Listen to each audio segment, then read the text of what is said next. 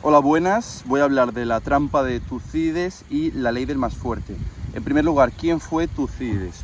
Tucídides fue un historiador griego, escribió entre otros la historia de la guerra del Peloponeso. Esta guerra fue una gran guerra que enfrentó a los atenienses contra los espartanos y tuvo lugar alrededor del año 420 a.C. Bien, voy a exponer un extracto relativo al diálogo entre los melios, que son los habitantes de la isla de Melos, y los invasores atenienses, en el contexto, como digo, de la guerra del Peloponeso, que enfrentó a los atenienses contra los espartanos. En este vídeo me centraré en el diálogo entre los melios y los atenienses extraído de este testimonio atemporal, amortal del gran historiador Tucídides y que por desgracia sigue aún plenamente vigente. Los habitantes de la isla de Melos, una pequeña isla del archipiélago de las Cícladas, intentaban defender su neutralidad, comprometiéndose a no intervenir en el conflicto entre Atenas y Esparta. Deseaban mantenerse neutrales.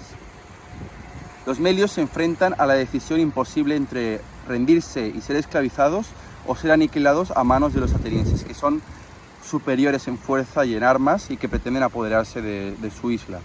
Los melios, si ganan la disputa por tener la justicia de su parte, lo que les espera es un despiadado ataque ateniense. Y por otra parte, por contra, si pierden, lo que les espera es la esclavitud y el sometimiento. El diálogo de Melos se produce entre los delegados atenienses y los melios, para convencer a estos últimos de que lo que más les conviene, dadas sus circunstancias, es entregarse y convertirse en esclavos. Los atenienses combinaron a los melios a escoger o elegir entre el sometimiento y esclavitud o la destrucción total mediante una invasión despiadada que se traduciría en muerte para la población de Melos. Los atenienses, harto superiores en armas y en fuerza, ambicionaban controlar los recursos de la isla y su ubicación estratégica en el mar Egeo, e impusieron a los melios someterse a ellos o ser ajusticiados y esclavizados por la poderosa armada ateniense. No sé si os puede sonar a ecos actuales.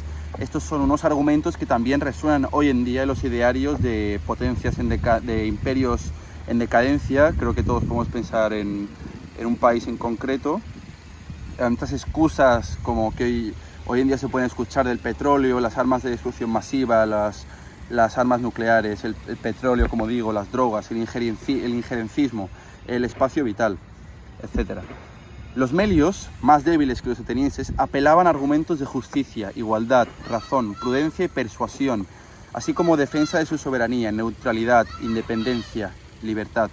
Y no querían someterse a los designios de los atenienses, deseaban mantenerse neutrales en esta contienda. Atenas, en esta historia, es el símbolo y representación de la hegemonía que impone su voluntad bajo amenaza de su poderosa armada.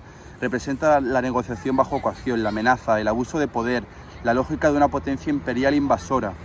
Ambición expansionista, representa la opresión y el vasallaje. Representa el símbolo de la amenaza de la fuerza, la ley del más fuerte, el sometimiento, la dominación, la imposición, el irracionalismo, la codicia, la avaricia, el egoísmo, la barbarie, la crueldad, la ley natural.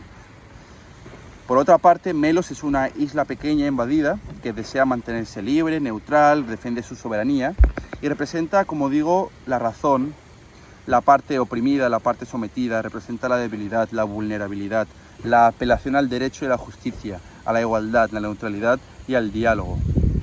El imperialismo ateniense fuerza a los melios a abandonar la discusión acerca de la justicia y traslada el énfasis de la conversación a lo que le conviene por necesidad, dado que, por desgracia, la justicia solamente puede darse entre iguales y los atenienses son mucho más poderosos que los melios.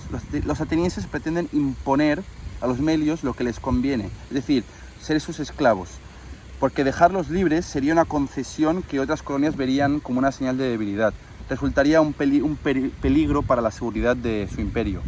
La elección del diálogo corto y basado únicamente en la supervivencia y el dominio, y no en la justicia, hace manifiesto el punto de vista imperialista de los atenienses de que los melios, al hablar de justicia, estarían incurriendo en una forma de discurso demagógico o naif, que está más allá de sus posibilidades de acción.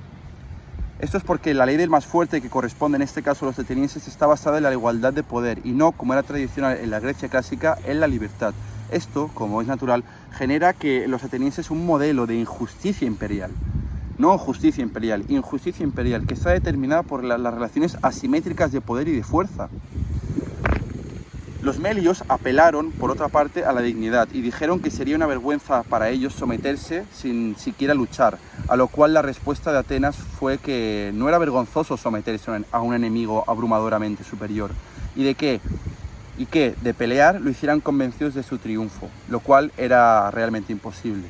El sitio de Melos puso de manifiesto hace alrededor de 2500 años que la fuerza de las armas o la ley del más fuerte, por desgracia, determina las relaciones internacionales, incluso hoy en día. Y la determina mucho mejor que la diplomacia, el acuerdo, la negociación. Hablar en vez de asesinar. Los acuerdos entre naciones a través de la negociación entre iguales. Nunca creerte superior ni sentirse inferior. Hay que rebelarse contra esto. Tucídides nos interpela directamente y nos habla de la imposición de la cruel y despiadada ley del más fuerte, la fragilidad del débil, la vulnerabilidad del débil, de la fuerza bruta con la que actúa el imperio opresor, cuando éste cree que puede hacer lo que le venga en gana, lo que quiera. Es decir, puede someter si quiere, puede imponer, puede explotar, puede matar, puede saquear, puede destruir, puede invadir, puede esclavizar, puede violar a la población, etc. En las cuestiones humanas, las razones de justicia intervienen cuando se parte de una igualdad de fuerzas, mientras que, en caso contrario, por desgracia, los fuertes determinan lo posible y los débiles solo pueden aceptar. Los fuertes hacen lo que tienen el poder de hacer, mientras que los débiles deben aceptar las consecuencias o de contrario, sufrir lo necesario. Los poderosos hacen lo que les permiten sus fuerzas y los débiles hacen lo que pueden, lo que deben. Es decir, ceder ante ellos. Estas sentencias, que parecen muy actuales, tienen en realidad más de 2500 años y definen perfectamente una idea tan vieja como es la propia humanidad, que la fuerza de las armas o la ley del más fuerte determina desgraciadamente las relaciones internacionales. Esto va de unas relaciones asimétricas entre el poder, la fuerza, la justicia, la razón, etcétera, el derecho. No hay posibilidad de justicia ni libertad entre pueblos que no son iguales en poder. Tampoco pueden adornarse como morales las razones de la dominación, como lo reconocen gustosamente los emisarios atenienses. Por miedo a mostrarse débiles, ese miedo tan peligroso y absurdo y contagioso, el imperio marítimo no puede permitir que los melios vivan en libertad y tengan soberanía. Es decir, competencia.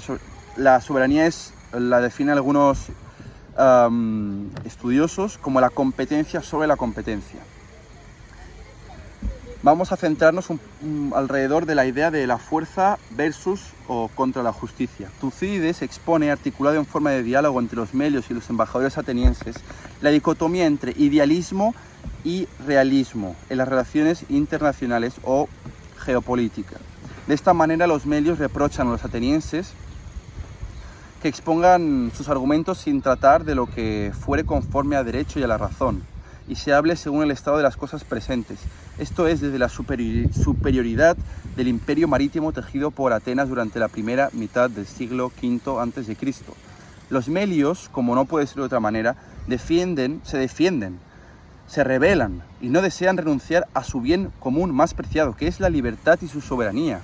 Los melios argumentan: ¿cómo puede ser tan provechoso para nosotros ser vuestros súbditos como para vosotros ser nuestros señores?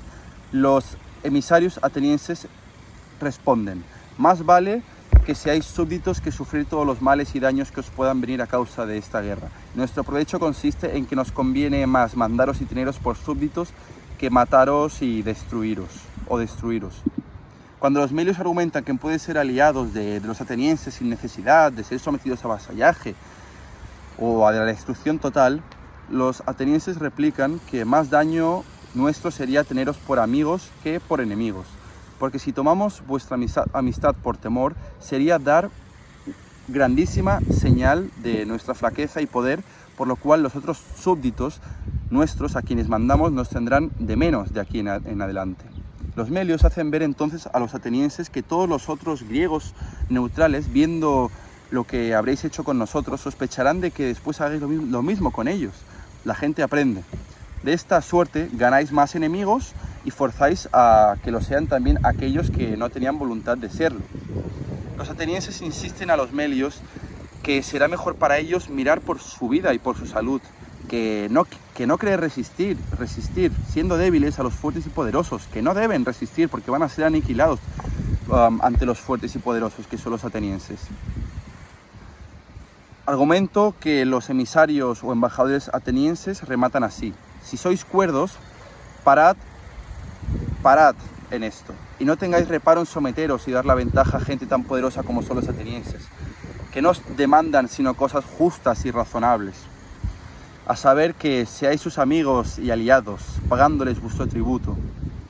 Explica Tucídides que los melios determinaron rechazar la demanda de los atenienses, respondiéndoles de la siguiente manera: atenienses, no cambiamos de parecer, ni jamás desearemos perder en breve espacio de tiempo la libertad y soberanía que hemos tenido y conservado de 700 años a esta parte. Pero todavía os rogamos que os contentéis con que seamos vuestros amigos, sin ser vuestros enemigos, ni enemigos de otros, y de que tal manera hagáis vuestros tratos y conciertos con nosotros para el bien y provecho de ambas partes, recíprocamente, saliendo de nuestras tierras y dejándonos libres y en paz. Así pues, los comandantes atenienses, viendo que no había esperanza de ganar la isla por las buenas, el ejército de Atenas puso cerco, sitió la ciudad, pero los habitantes valientes de Melos resistieron un verano y un otoño, pero al principio del invierno siguiente, los modernos ingenios para abatir los muros de la ciudad de los atenienses y algunos motines y traiciones entre las facciones de Melos rindieron la ciudad a merced de los atenienses, los cuales mandaron matar a todos los jóvenes de 14 años para arriba, y a las mujeres y a los niños quedaron esclavizados, llevándolos a Atenas.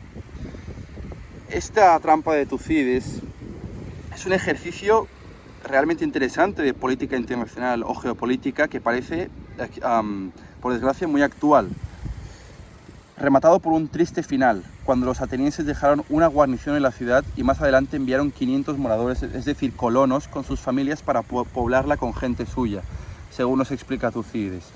Así pues, de nada sirvió la exposición a los principios de justicia, a la razón, al derecho, que hicieron los melios para poder defender su posición ante la injusta ley del más fuerte impuesta por las armas, por la fuerza bruta ateniense. Tal vez porque en ese momento como ahora, la causa de todos los males era, como decía el propio Tucídides, el deseo de poder, esa ambición codiciosa, avariciosa y desmedida. Un mal que, añadía proféticamente, sucederá mientras la naturaleza humana no cambie. Esto es muy interesante. Y lo que voy a decir a continuación también es muy importante. Solamente cuando las fuerzas de dos partes de un conflicto sean equiparables, se podrá hablar de justicia o de equidad. Esto es muy interesante. Por otra parte, vamos a ver dos visiones diferentes, dos perspectivas diferentes de dos historiadores griegos posteriores a Tucídides. Trasímaco sostiene que la justicia es un instrumento creado por los más fuertes para sacar provecho del resto, mientras que, por otra parte, para Calícles, la justicia es una protección convencional diseñada por los más débiles con el objeto de poder evitar que los más fuertes, a quienes corresponde por naturaleza gobernar, los dominen. Es decir, que la ley está hecha, es la única arma que tienen los débiles para poder hacer frente a los arbitrios y a la fuerza que tienen los poderosos, los gobernantes. Los atenienses ofrecen a los melios un ultimátum: rendirse y ser esclavizados por Atenas o ser totalmente destruidos. Como digo, en el spoiler que he hecho antes, acaban siendo destruidos. La justicia como interés del más fuerte. El autor sostiene que el recurso esencial para la argumentación ateniense es el despojo de la retórica sobre la idea de la justicia. Afirman que los dioses y los hombres actúan por una ley natural, mandar allí donde se puede o se tiene el poder de hacerlo. Yo, si puedo mandar sobre otro, pues lo hago. Si puedo aniquilar, someter o humillar al débil, pues lo hago. Obviamente estoy en contra. Los melios prefirieron la destrucción total antes que la sumisión vergonzosa e indigna, lo que le llevó a que, tras el sitio, Atenas ejecutara a todos los hombres y esclavizara a las mujeres y a los niños menores de 14 años. La figura de Melos está cargada de un gran simbolismo. No es solo una isla aleatoria o representativa, o un territorio débil y vulnerable. Es cualquier lugar en que o donde la razón ya no sirve y entra, por desgracia, en juego la ley del más fuerte.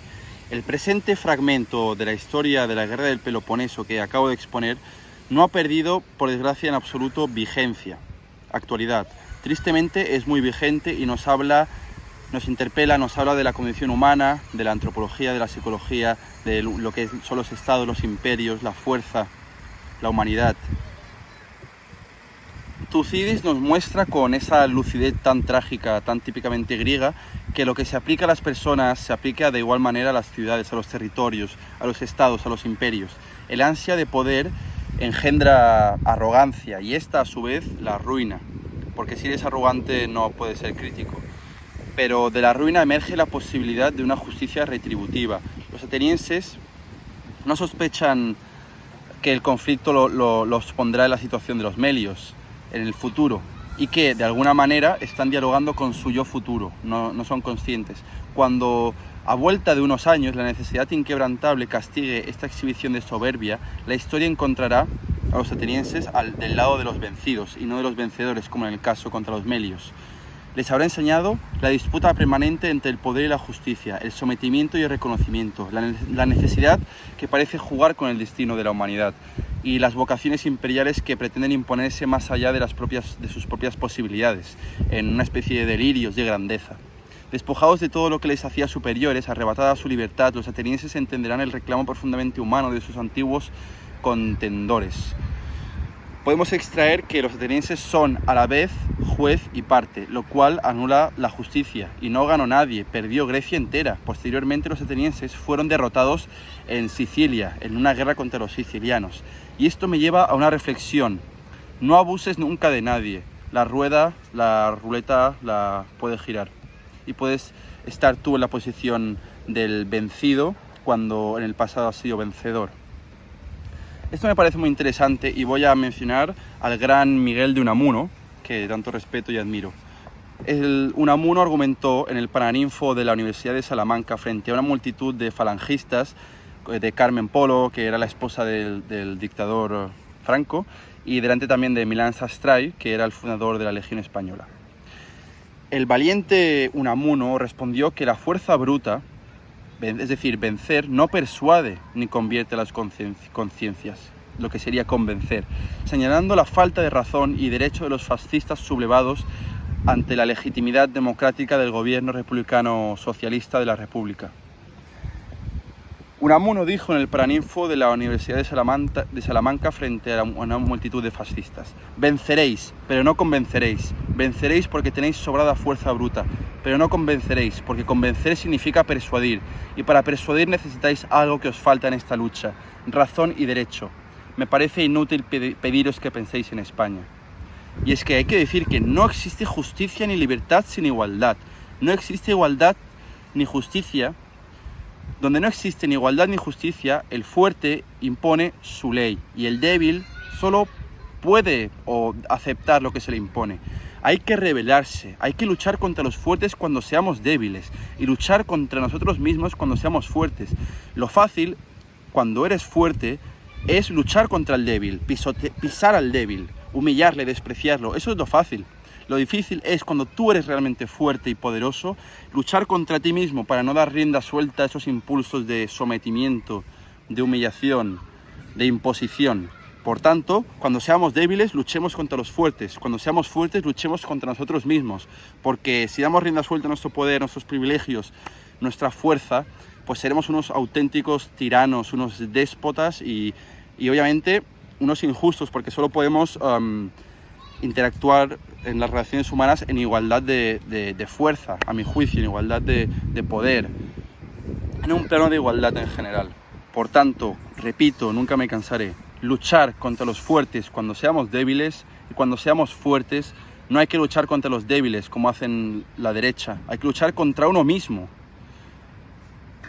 Es decir, ubicarse sistemáticamente del lado del fuerte como hace la derecha, y sobre todo la extrema derecha. Fijaros, absolutamente siempre la extrema derecha se ubica en el lado de la parte fuerte.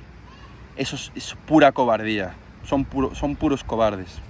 Ubicarse sistemáticamente del lado del fuerte e ir en contra de los débiles denota una cobardía y una pusilanimidad asquerosa, perdonadme. Actuar por motivos o principios morales, el hacer algo porque es justo, siempre implica riesgos para uno mismo, como por ejemplo lanzarse al agua para ayudar a alguien que se está ahogando. Es un gesto noble, sí, pero peligroso porque puede morir. Hay miles de ejemplos. Me acaba de venir a la cabeza el protagonista de la lista de Schindler, ¿no? Pues que ayudó, pues que se arriesgó para ayudar a judíos y demás perseguidos por los nazis alemanes. Debemos ser más que nunca idealistas y rechazar la injusta imposición y sometimiento del fuerte contra el débil. Al carajo la ley del más fuerte. Viva el diálogo, la negociación, el derecho, la razón, la persuasión, el convencimiento. Atrás la irracionalidad, la fuerza bruta, la ley del más fuerte.